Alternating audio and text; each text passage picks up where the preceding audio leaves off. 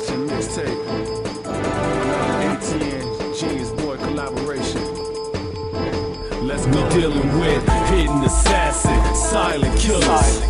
Hidden assassin, silent killers. With hidden assassin, silent killers. Government sponsored, corporate funded drug dealers. With hidden assassin, silent killers.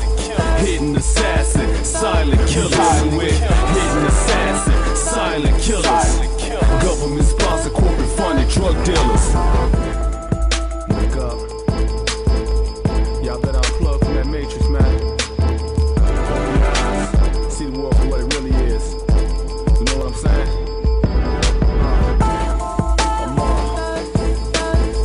Genius Boy beat. Israel, stand up. Nazarene. Praise y'all for life.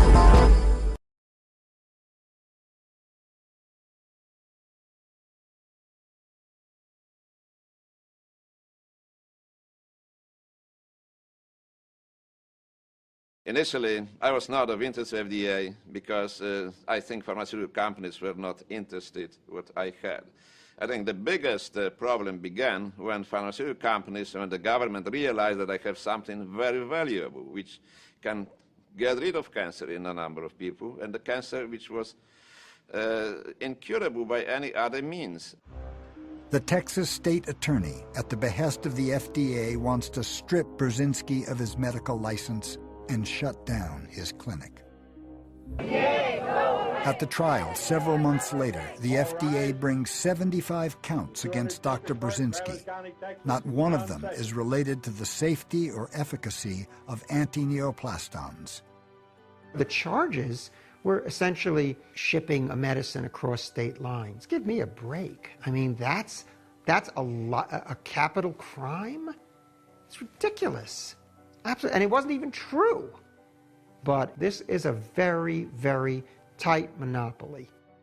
Despite spending 13 years and an estimated $8 million prosecuting him, Brzezinski is acquitted of all charges, with the jury foreman stating, "I think this was a government witch hunt.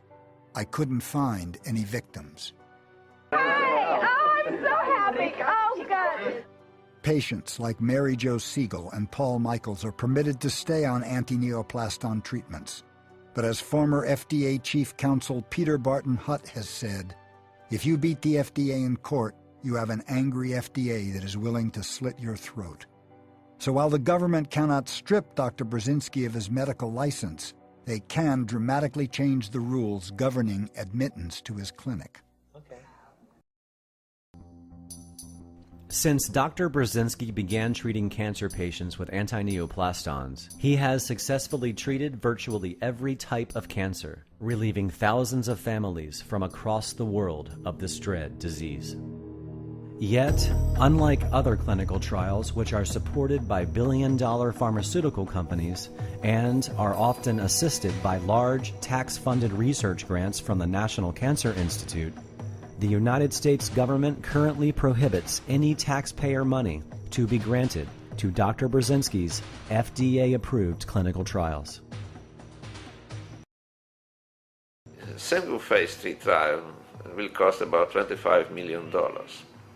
So how many can you run? Okay, you may run few at best. Nobody's giving you money for that. We have to make money for that. Okay, and it's $25 million. Okay. Some other pharmaceutical companies will come with the idea, they go to a National Cancer Institute and they will receive handsome grant, $15 million, whatever, okay? And they do clinical trials. Nobody is giving me any money, okay? And I'm working like in the wartime condition, okay?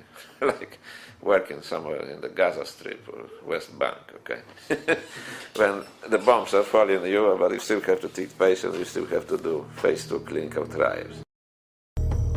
Given the existence of a treatment that is curing cancer at a rate that traditional medicine could only dream of, and doing so without any damaging side effects, most would assume that every penny of our tax dollars allocated for cancer research would be thrown in Dr. Brzezinski's direction. The problem that we face, however, is that a huge financial house has been built on the paradigm of purging the body of cancer cells. Brzezinski's discovery means that the foundation, the walls, and the roof of that house need to be replaced. The American Cancer Society should have been funding Brzezinski. I mean, his data was clearly provocative, but they got on board to put him out of business. You're the American Cancer Society. Don't you want cancer to be prevented in America? Instead, they end up on the side of the government, arguing that the information should be censored, suppressed, never allowed to reach the American consumer. Well, that speaks volumes, I think. And then you have to ask yourself, who does the American Cancer Society represent? Well, the answer with all nonprofit organizations is defined by where their financial support comes from. We're raising $27,000 for the Ripple on Wall. Breast Cancer Awareness Month was actually initiated by the company that makes tamoxifen.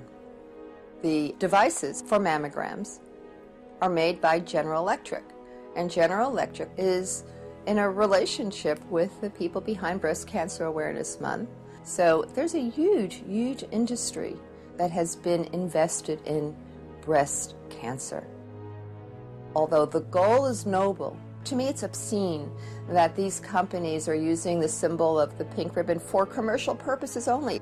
Very few dollars ever make it to really help women. This is a business. American Cancer Society is a business of getting donations. And what I say to people when they give money to these agencies, you are perpetuating the failure. Because if the American Cancer Society actually found a cure for cancer, in their bylaws it said they must disband. Think about it.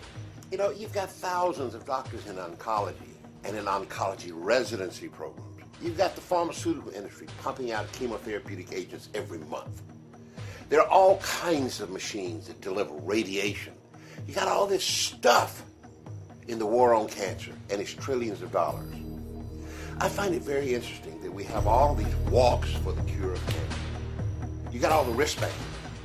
You got all the donations. We're going to find a cure this decade. All this money keeps pouring in, and it all goes to the same guys.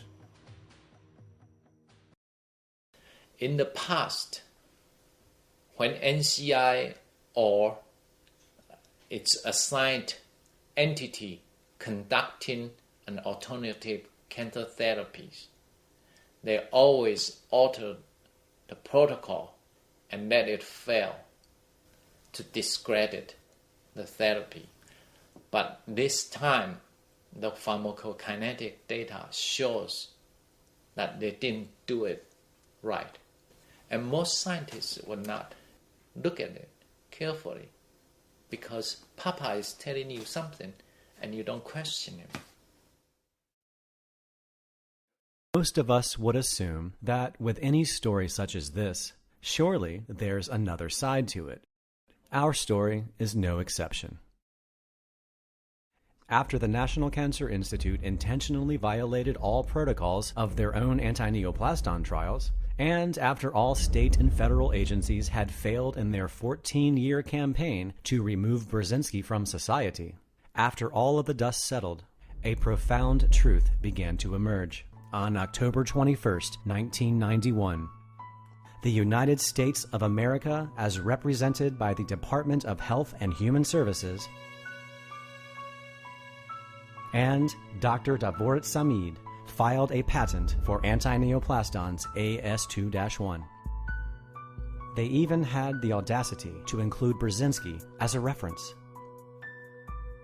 The invention described herein may be manufactured, used, and licensed by or for the government for governmental purposes.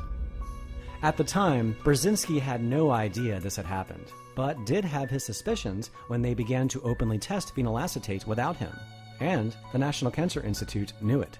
In an April '93 NCI memo distributed to those involved with Brzezinski, they state their concerns. Political issues are a real concern. Congressman Bedell is concerned we are taking the anti-neoplastons away from Brzezinski. Brzezinski has patent on anti-neoplastons.